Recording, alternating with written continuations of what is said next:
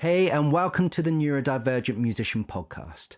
I'm your host, Jon Hart, along with Luna, my guitar, and today I'll be talking about learning an instrument. Each episode is broken up into a traffic-light format where I'll share insights in the red section, improvised babble in the amber, and recommendations you might find handy in the green. Before we delve into the topic of learning an instrument, let's discuss neurodiversity. Our brains are all wired differently, which can come with unique strengths and challenges. As a neurodivergent musician myself, I've experienced how my brain's unique way of processing information from tutors, courses, and resources has both helped and hindered my playing over the years. So let's head on over to the red section now, where I'll give some insights. See you then.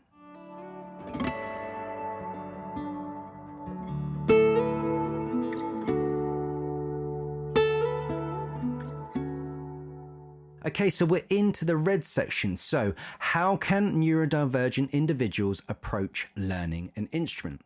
Well, first and foremost, it's important to choose an instrument that resonates with you. Whether it's the guitar, piano, drums, or something else entirely, selecting an instrument that speaks to you is crucial for long-term success. If you're unsure where to start, try listening to various genres of music and paying attention to different instruments used. Once you've selected an instrument that ignites your passion, the next step is to find a tutor who understands neurodivergent learners and can work with your unique strengths and vision. An initial relaxed lesson can help break down any barriers by allowing you to express your needs and wants to the tutor.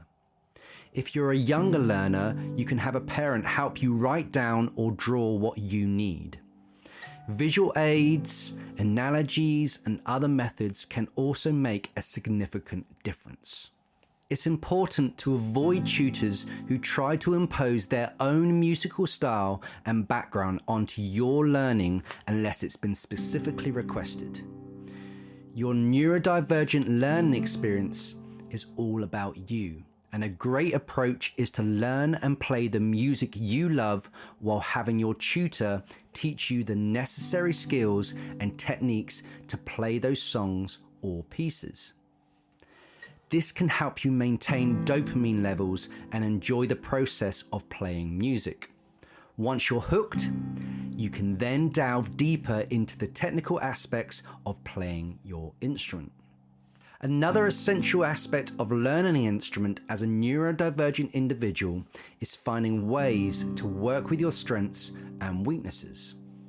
For instance, if you have a strong auditorial memory but struggle with reading sheet music, recording yourself and listening back to the recording can help reinforce what you've learned. You can just simply use a smartphone with the audio and video. It's vital to remember that learning an instrument is a lifelong journey, and there will be challenges along the way.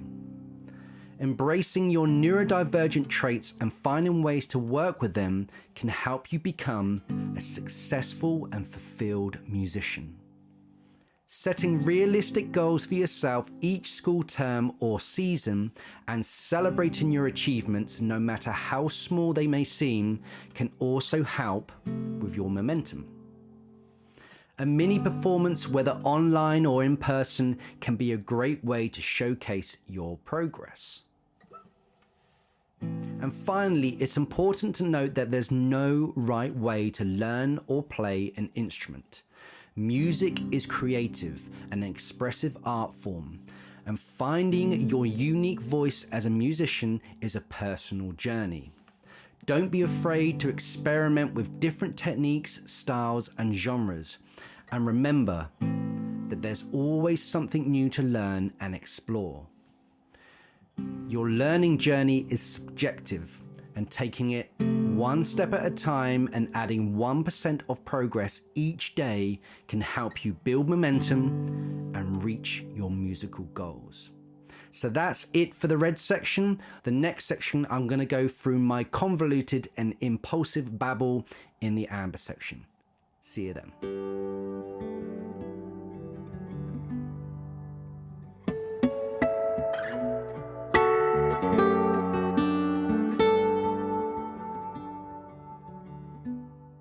Hey, and welcome back to the Neurodivergent Musician podcast in the Amber section, where I'll be talking about my insights and stories about learning an instrument.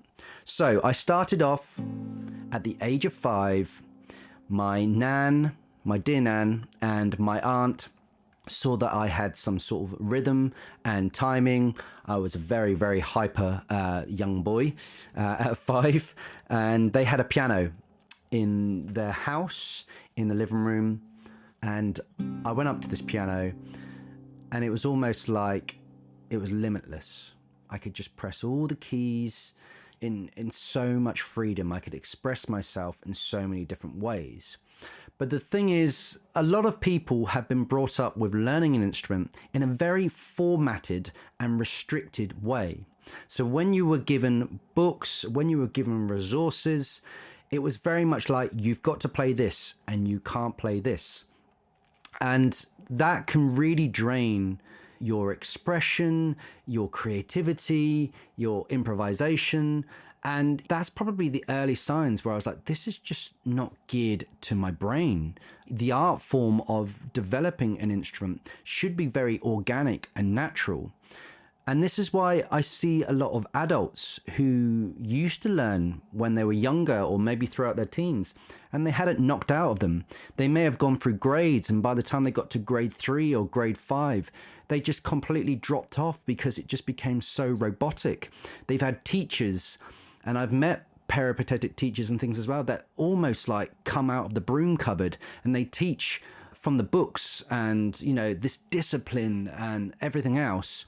And then they go back in and they just almost like they've lost the life and the will to be able to carry on and any joy. And because their students aren't practicing, and everything just feels very grey and very boring. And now I'm not painting the brush for all tutors here, but I kind of want to inject that feeling where it's not the tutor and then the pupil is underneath.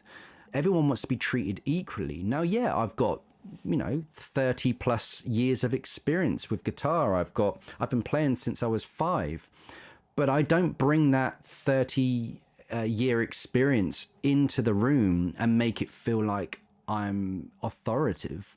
Everybody's journey is personal. Everybody's journey is subjective. Now, I've gone through a lot when I was growing up, and the piano, which started off as a really lovely natural instrument, but it's until I got a piano teacher, she was really strict. She used to tap my hands when I wasn't doing something right, or, you've got to read the dots, you've got to do the theory and things as well. And it's just like, what are you doing here? You are completely killing the art. I get it for moving up the ladder, and I get it for trying to move the needle along. But you've got to understand, learning an instrument is for life. It's not just for that short period of time. This is not short-term learning. So I find that with a lot of books, a lot of resources, a lot of teaching methods are geared to very short-term success. And most of the time, this is to get marks. This is for examinations. This is to try and get scorecards and whatever it is for university and for grades, for certificates. And when students come and do an examination, majority of students, maybe I've taught thousands, are petrified of exams. And if they fail, that fear of failure, then they may not want to do the grade again. They may drop off. So it's one of those where, again, it's very subjective. There's not a one-size-fits-all approach to the teaching. Now, I'm going to go into another episode about teaching specifically as a neurodivergent musician. But as a pupil, I remember going to the piano, and I would have been playing piano today. And I've started again this year, and I've played a little bit of Einaudi because I want to, and maybe a little bit of Hans Zimmer or something like that. Again, it's subjective. Even if people don't like Einaudi evokes an emotion in me, so I just want to play it. It's very colourful. It's very simple, but colourful. And that is how learning an instrument should feel. You know, what is the quickest way for someone to go to an instrument and get over the barriers without any stigma, without any criticism, without any fear of failure, especially from a tutor? If you're constantly giving out negative responses and negative feedback to everything all the time and not seeing the bigger picture and the long-term plan, then you are doing it wrong. You are teaching wrong, and you should not be a teacher. If you've been doing it for years and years, decades and decades, and you've hit the point where all you're doing is criticizing your pupils and living for those ones who maybe do it all the time, then you're in the wrong game. Go and do something else. There is also tutors out there, and I'm not going to go on a tutor bash. There's also tutors out there who are not active musicians. So again, they just, all they do is teach. So I found this back in the day when I had this piano teacher, and just so strict and so disciplined and so black and white with everything. But I've also realized with learning music is colorful. Music is colorful. So why is the manuscript and why is the tab that we use black and white? It just completely baffles me. Now, I'm not saying we go and get our crayons out and pencils and start colouring in, but there needs to be a system. And I'd love to go and develop some kind of neurodivergent musician education resource or something down the line that I feel with my approach that I've had over the years, that I've been able to keep all my pupils loving what they do, and they've gone on to do great things. My approach is long term. Now, I did piano for a few years, and then on my 8th birthday is when my nan, my dear nan, who is the mother figure, she bought me a guitar for my 8th birthday. Now, this was a 3/4 nylon, and I don't think she had any idea how this would transform my whole life. And with the beginning I had, it's not as bad as, you know, others around the world. Some people have had it completely horrific. But, you know, again, everything's subjective and you can only work with what you have. And regards to my upbringing, I had a Winnie the Pooh puppet, like, you know, well, my kids have like a bunny and a lion. I had this Winnie the Pooh puppet. It can only last for a few years until you go to school and you're like, I don't want to be carrying around a blanket or a teddy anymore. But when my nan got me this guitar, oh my word, it had no case. And that was a blessing in disguise, because I had to carry this thing around like a blanket. And I had no idea how to play it. I had no idea. And I had a family member teach me a few things. She died tragically very, very young. So I only had a few lessons with her. And, you know, that affected me as well, because she was not naturally a guitar teacher, but just the way she expressed herself and the way she, you know, expressed the love of the instrument. We tried books and we tried chords and stuff as well. And nursery rhymes is kind of like the generic sort of default that you start with when you're very, very young, especially at 8. But you know, that was the first signs that I was like, this is the instrument. I have no idea how to play this. I have no idea where I'm heading, but do you know what? I'm just going to carry on with it. So I put this guitar under my arm and I would take it to school. And I've mentioned this in previous episodes, but I carried it around everywhere and it became my best friend, which is, you know, maybe quite sad, but it got me through some difficult times. And yeah, I learned some chords and I learned some riffs and things as well, but it was all subjective. And then when I got a guitar teacher at school, he taught me how to tune a guitar for 30 freaking minutes. I mean, you know, what a way to kill the love of learning. And then he was like, oh yeah, look at all these blues stuff, oh yeah, look at all this stuff, oh look what I can play and stuff as well. It's just like, seriously man, you're from another world. What are you doing? You're imprinting your own, you know, background and DNA, which is fine if the student wants it, you know. And the reason why he was doing that is because he's not fulfilled in his life. He's not fulfilled in his music journey and things as well. So he must come in and just like, you know, imprint it on everybody. So what he didn't do is go, what do you like? What do you like to listen? Where do you want your lessons to go? What would you like to achieve by the end of this term? All these things. And I guarantee if he did that, I would have stayed with him. So I only had a few lessons with him because I was just like, this is bullshit. Well, I was in high school. I probably didn't think that. But now looking back on it, I was like, yeah, it's bullshit. So, but it wasn't until, so I was going along, I was carrying around this guitar, got the nickname, you know, coming up with crap, learning all sorts of stuff as much as I can. I teamed up with a mate, and he had a very hard beginning as well. And he played drums, and when we were at the age of 8, I went around his house, and he hadn't got a drum kit yet, but he had these cushions, and he got all the cushions out, and it's almost like air drumming. And then I had my guitar, and we just jammed. You know, I didn't really know what we were doing, but we were just loving it. He put on 10 Summoner's Tales, it wasn't DVD, VHS of Sting. So yeah, it's back in the early 90s, and he put that on. It was like, wow, this is amazing. You know, you could just see the vibe of Sting and the rest of his players, the rest of the musicians, just jamming out. And then he put on Phil Collins and others as well, because he had an uncle who was, you know, he had a sort of really diverse taste in music, from Frank Zappa to, you know, the Police and all sorts of acts. And that really introduced me to another world. And I'd also listen to music in my dad's car, from Pink Floyd to Led Zeppelin to so many different acts, Phil Collins and things as well. And, you know, I would just let it wash over me, and it didn't really seep into my guitar too much until I got my first proper guitar teacher. Now, my first proper guitar teacher is wonderful, such a wonderful guy. And you can go and check out his website, Kev Porter. He was like that sort of father guitar teacher figure, in a way that he taught me, like, if you love what you play, you will play all day. And he never put really any pressure on me if I hadn't practiced or I hadn't done this. And he, you know, sometimes the lessons were guitar therapy. Sometimes I just needed some, like, that comfort on my guitar without it feeling like constantly learning. And I know he had to come up with something every single week, because that's what we do with guitar lessons, and we feel like we've got to move the needle.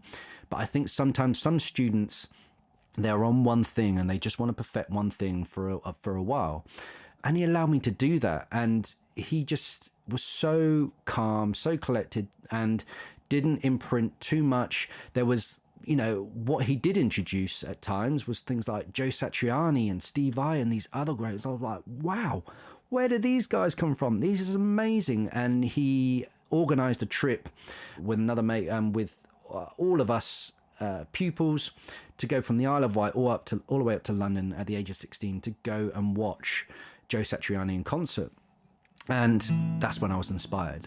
And I think a great way for any person looking to learn an instrument is to get inspired by someone else, to get influenced by someone else, because you can't develop your own sound, your own purpose, your own identity, consistency, excitement, and, you know, success, which I call the spices, unless you are inspired by something. And it can be the instrument itself for the art form, but I think if you see someone else and you're like, wow, I want to be able to play like that, you need that moment. And Joe Satriani was that.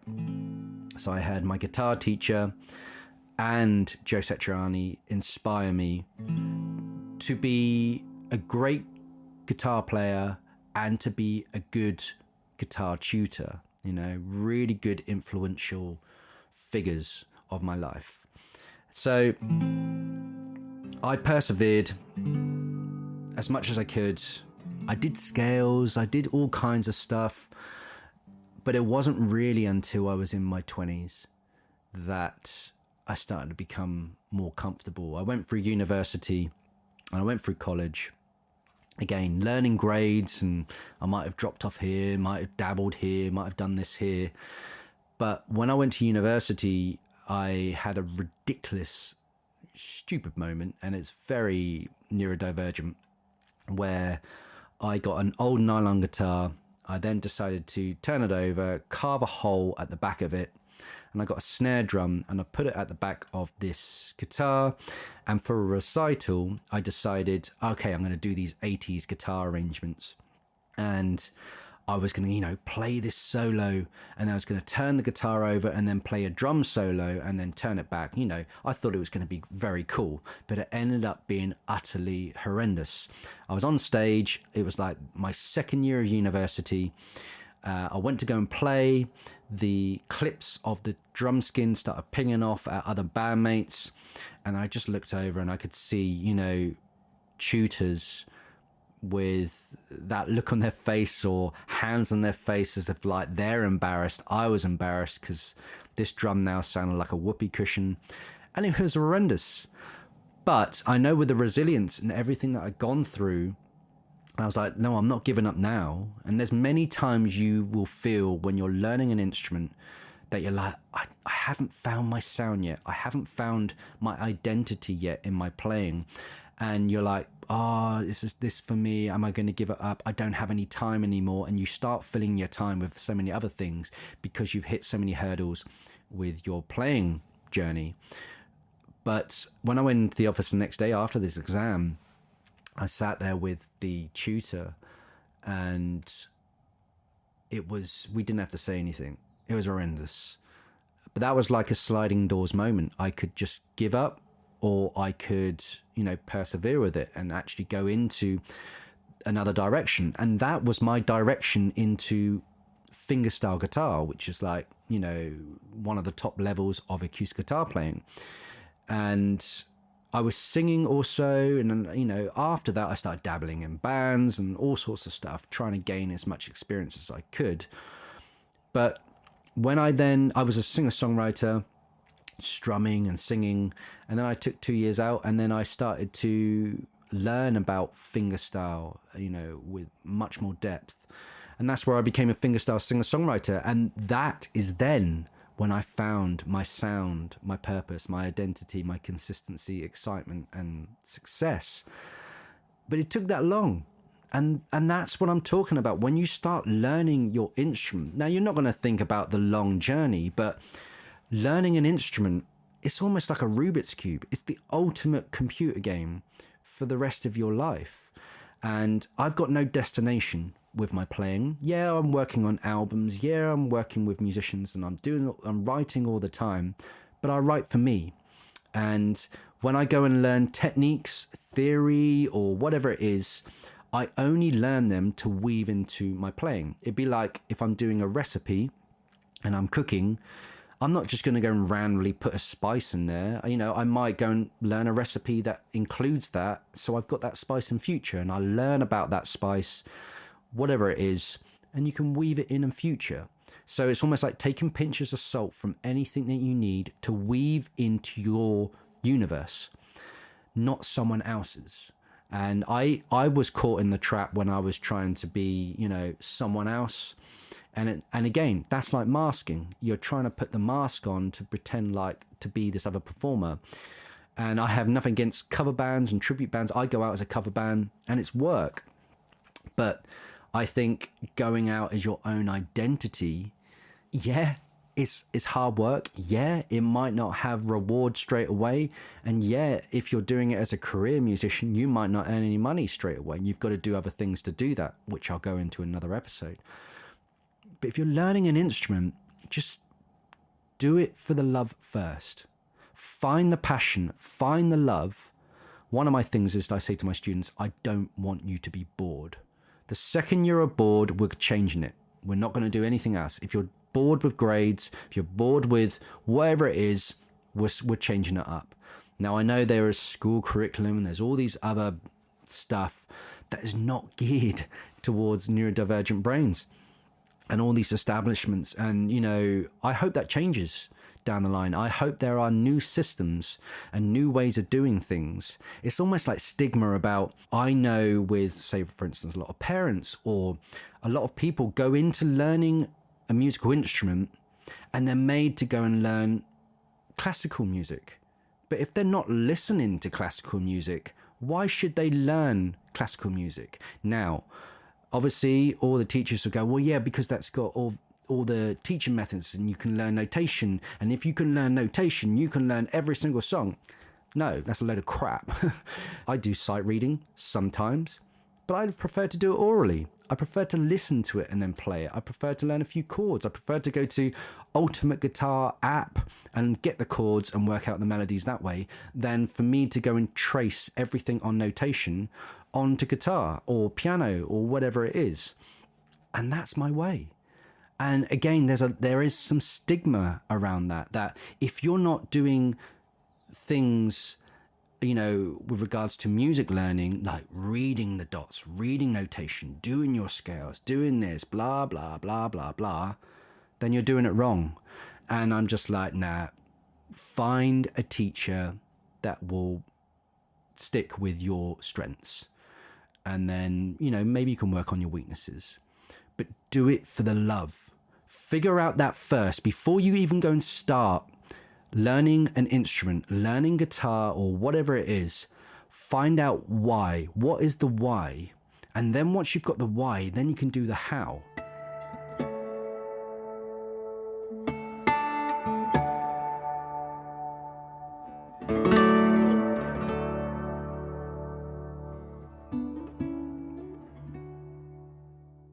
Hey, and welcome back to the Neurodivergent Musician podcast, and we're now into the green section, which is a recommendation.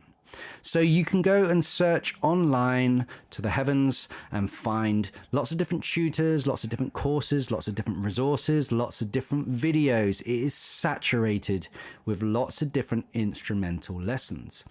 But one website that I know a lot of people have used and I'm on is a website called Tutorful, pretty much a directory for lots and lots of different instrumental tutors. Now, it's not the only one obviously out there, but it's one of the most popular. And the reason why I went on there, because they are really great. They vet all of their tutors. You have to add in a lot of detail. You have to have an interview to go and put yourself on to that website and directory. So it's not just put up your bio and then you can have anyone with any kind of experience.